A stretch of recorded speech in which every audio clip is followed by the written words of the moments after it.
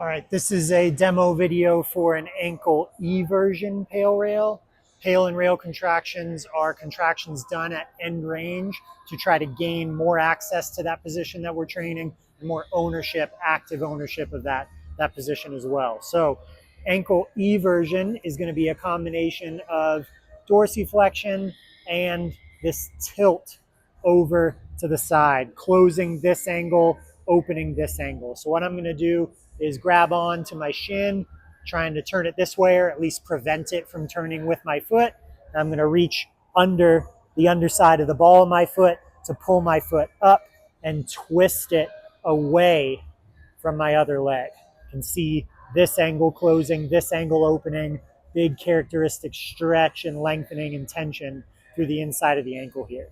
So that's my position. I'm going to hang there for a bit, and then my PAIL contraction is going to be contracting that opening side. So if my hand weren't here providing the resistance, I would be driving the foot down and sweeping it through like so.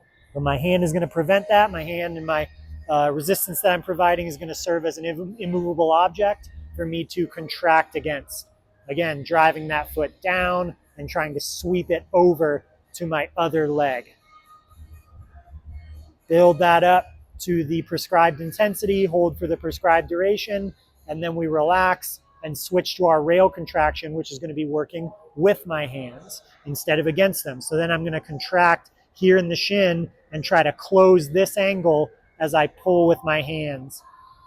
Ideally, if I were to take away my resistance, I would just be holding that position. Really, this is assistance from the hand, but I'm working together, getting that L standing for loading in PAIL and rail, and then that active attempt to pull deeper into that position. Rail contractions can be really difficult to find sometimes at end range, so just try to connect with that fully shortened squeeze and get as active here in end range eversion as you can.